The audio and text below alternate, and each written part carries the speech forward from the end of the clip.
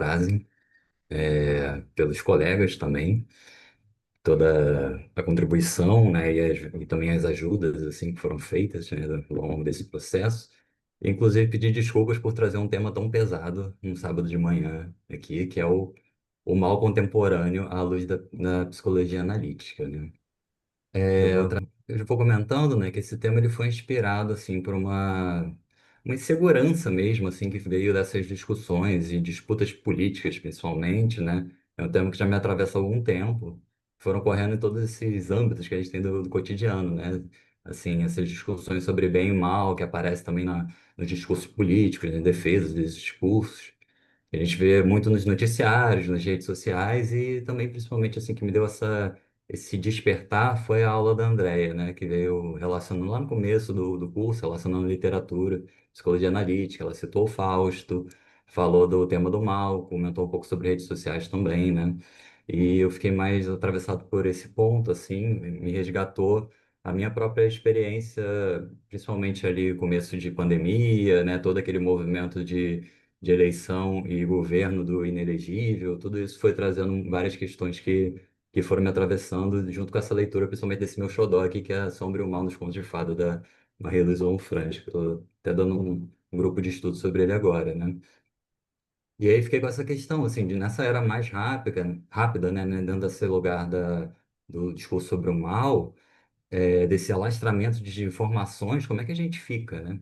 Então, eu busquei nesse artigo, fazendo uma interseção entre a psicologia analítica e nós que somos sujeitos desse tempo, que somos sujeitos dessas situações, um delineamento sobre todo esse mal que tende a ser múltiplo e multifacetado, né?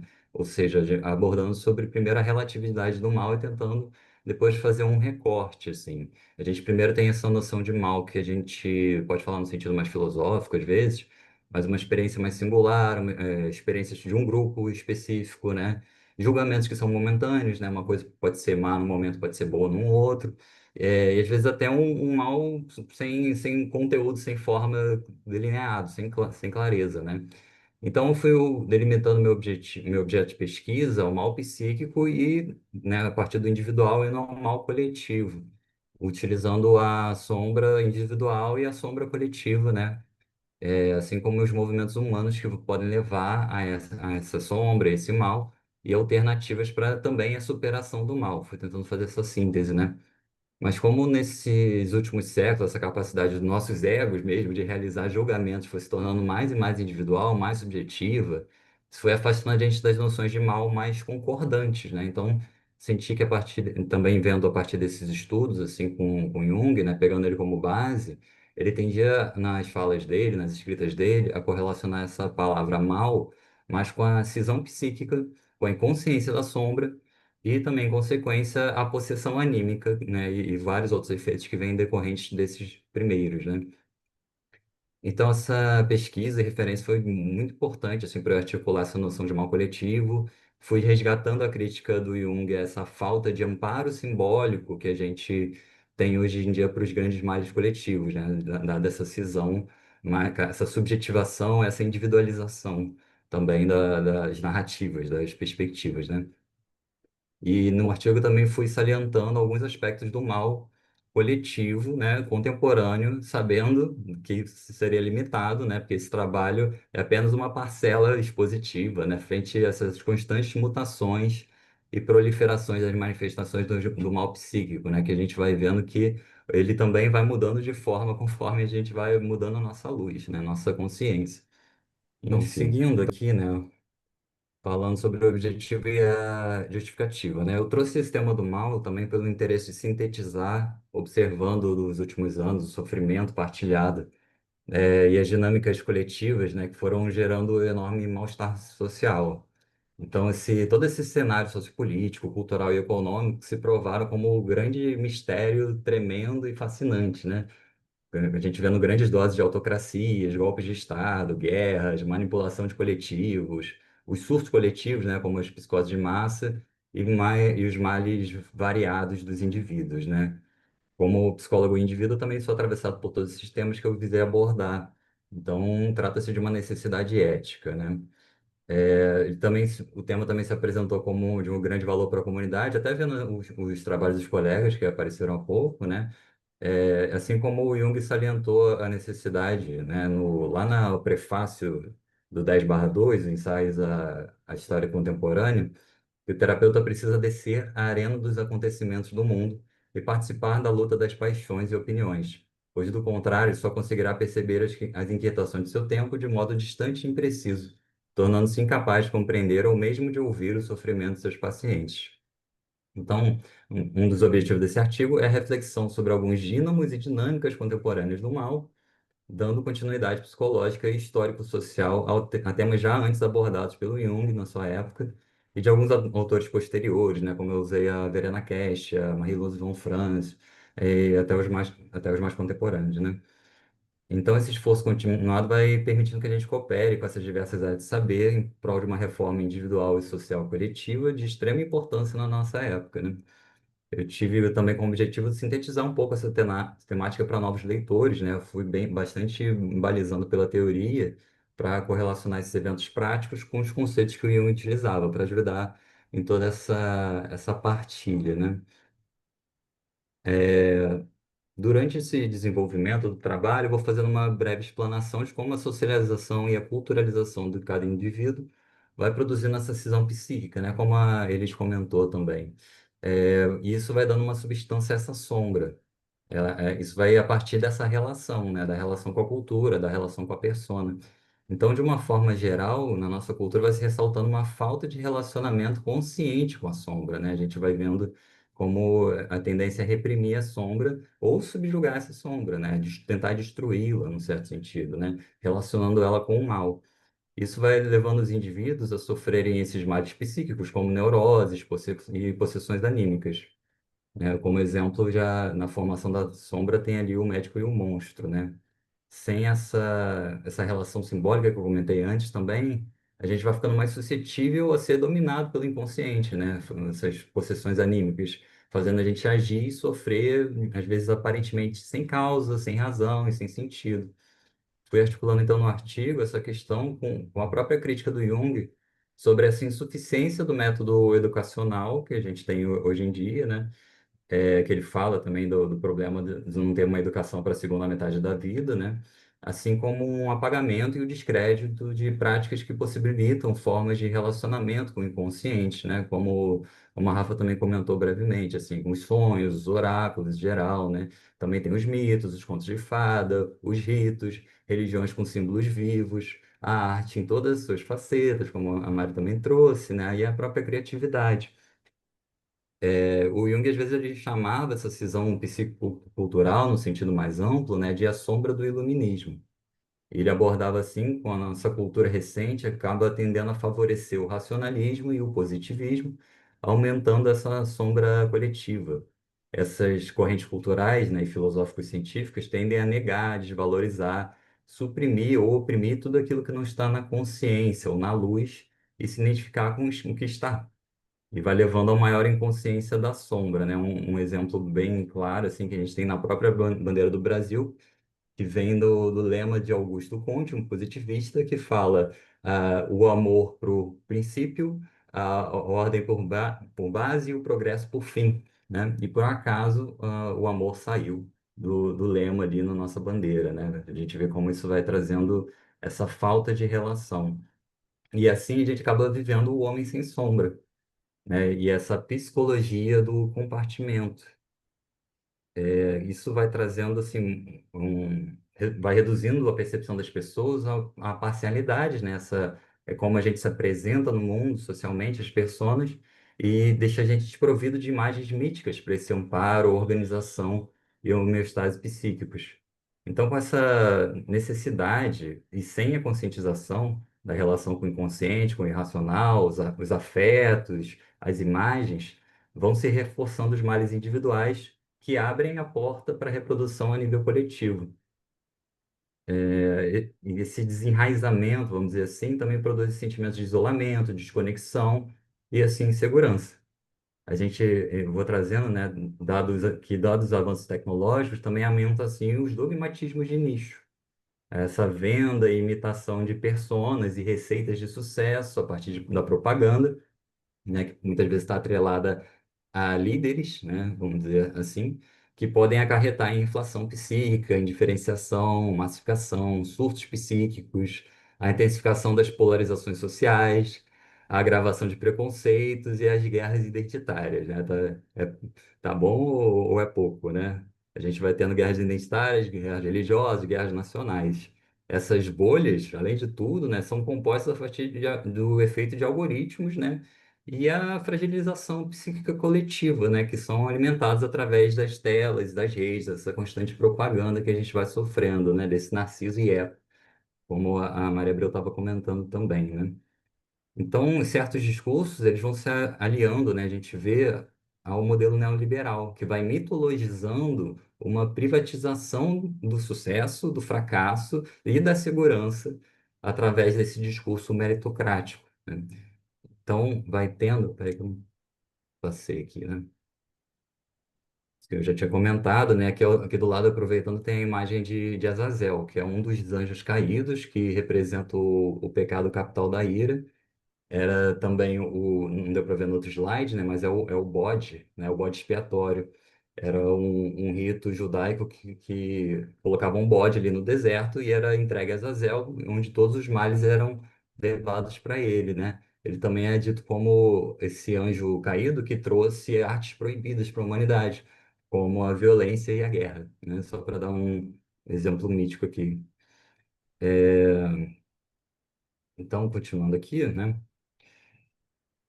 A gente vai nessa mitologização e individualismo, né, que vai trazendo em paralelo um estreitamento também da noção de normalidade, por esse contraste, né, que a gente vê um contraste nessa proliferação de noções de transtorno, que podem levar até uma identificação diagnóstica, né, a pessoa se identifica com o diagnóstico como uma nova persona, que vai inclinando a uma despolitização de problemas sociais. E aí a gente pode ver, né, que as experiências de cisão da personalidade tendem a levar a essas relações de imitação e identificação, elas ficam mais intensas, né, a forma de lidar. Então, no contexto político, econômico e social, essa fragilidade é comumente explorada para a concentração de recursos, como renda e fama, daqueles que oferecem soluções, enquanto que aqueles que a buscam podem ter dificuldade de encontrar meios não privativos de acesso. Então, esse modelo de vida, né, dado uma sociedade cada vez mais apressada para o sustento do modelo vigente, pode prejudicar essa organização orgânica e a formulação de memórias, a introversão, o ócio, as celebrações e, enfim, temas semelhantes a esses, assim, que são necessários, né? Muitos desses fatores faltantes acabam sendo substituídos por entorpecimentos variados. Informação, redes sociais, compras, sexo, drogas, remédio, comida, trabalho, jogos, performance e por aí vai, né? A gente vai sendo raptado, né? Ficando alienado, né? Múltiplas formas dissociação, né? Que são formas que podem ser de diversão e ou de controle, né? E esse desenraizamento vai reforçando padrões de consumo compulsivos, como vícios, modos de compensar ou recompensar esse isolamento emocional e a extrema dedicação solitária desse self-made man, né? Então, esse modelo cultural coloca a gente em uma alta performance, né? E o exercício, né? Tanto do trabalho duro quanto da diversão intensa que vai comumente por meio dos recursos tecnológicos, né, que muitas vezes a gente não possui nem compreende. Então, conjunto a isso, nossa atenção é debilitada e fragmentada pelo excesso de estímulos e o acesso remoto e virtual quase instantâneo a diferentes realidades gravadas e partilhadas que podem reforçar o atordoamento e ou a apatia pelo seu excesso. Essas dinâmicas, então, costumam reforçar individualismos extremados, a dessensibilização e a banalização do mal. Dada essa fragilização egóica que a gente tem e a instabilidade social, os meios mais orgânicos de organização vão sendo substituídos pelo uso de inteligências artificiais, né, como o colega no começo comentou, uma tecnologia que assim, ela produz como males alto custo de recursos naturais e também pode ser indutora, como alguns estudos apontam, induzir a psicose e suicídio também, com uma certa dose também de falsificação da realidade, né? Porque ela não traz, não exatamente traz respostas verdadeiras, né? Então, o mal atinge também não só a grande massa, como eu estava dizendo, né, todos aqueles que estão mais sujeitos a esse sistema, mas também aqueles que estão mais propiciando o sistema, aqueles que têm o sucesso, que possibilita de causar uma identificação com esse sucesso, uma inflação psíquica, aquele narciso, né, que vai induzindo atitudes megalomaníacas e uma crença de superioridade, que vai também justificando o mal que a pessoa pode estar cometendo. Essas figuras infladas são cada vez mais propensas de receber a projeção da salvação vinda desses necessitados, conferindo-lhes assim mais poder, inclusive de manipulação. E assim se fazem nichos de mercado, seitas e grupos fundamentalistas, com as suas aplicações de ritos sem profundidade, muitas vezes, né, que são articulados através de complexos parentais dos indivíduos psicamente imaturos e fragilizados, né, nessa necessidade mais extrovertida, assim, de uma resposta que venha de fora.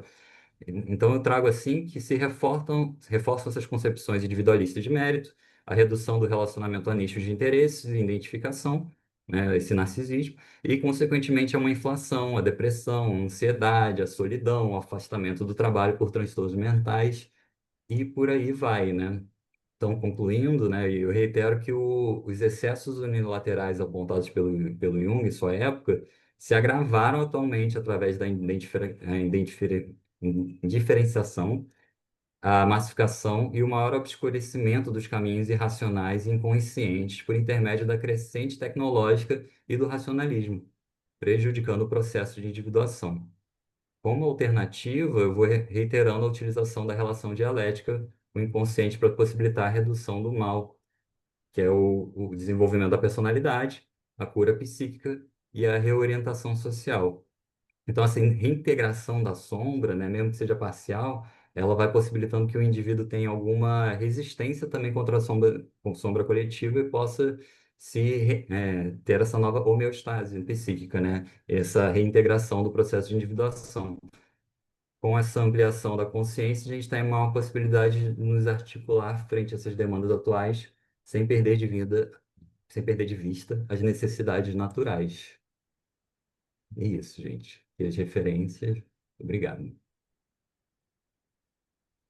Bom, Gabriel, eu vou só eu fazer o comentário, foi responsável pelo seu texto, né? Como a gente estourou muito de tempo, aí depois o Miklos e a Cris podem comentar aí no chat ou enviar algum comentário para você. Bom, é legal, né? Essa discussão do bem e do mal, ela é uma discussão que eu gosto muito, achei o seu texto bem interessante. É importante, sim, que a gente olhe para o nosso sombrio e faça essa integração. Então, essa é uma discussão também bem contemporânea, e você traz nesse viés, da política, né, da polarização, do quanto a gente deixou de olhar para esse mal. Então, parabéns pelo seu texto também, pela sua produção, né? Achei, é claro que gosto, que a minha aula tenha impactado. É, Acho que é a temática também da atualidade que perpassa, inclusive, por todos os trabalhos anteriores, como você bem soube resgatar, né? Os trabalhos anteriores, então perpassa essa questão político-social que a gente vive, que o Jung também falou, né, sobre isso. É, o Jung, inclusive, contesta, né? Eu falo na aula de Fausto, eu não sei quem é que está colocando o whiteboard aí, mas por favor, tire. É, pessoal, alguém tá colocando o Sou eu, whiteboard? Andréia, desculpa. Já tirei. Tá. E assim, o Jung mesmo falava, né, que a gente tem que estar muito atento ao mal, e uma das críticas dele ao próprio Fausto é o perdão, né, a Fausto. Então, acho interessante que o teu texto também traz essa abordagem. A gente não pode perdoar o mal, né? Então, eu diria aquelas palavrinhas que estão aí no correr, sem anistia, né, gente? Não tem como a gente perdoar o mal. Então, o teu trabalho, ele traz essa perspectiva de forma bem interessante, que é isso, olhar para o sombrio também é essa possibilidade de olhar para o mal que está no meio de nós, né? Tem a palavrinha quando você vai à igreja, né? Deus está no meio de nós, não é assim? Pois é, o mal também. Então, acho que teu texto apresentou isso e parabéns, Gabriel. Vou deixar a Cris e o Jorge comentarem aí ou no chat ou mandarem depois. Parabéns pelo seu texto, parabéns por trazer um tema tão contemporâneo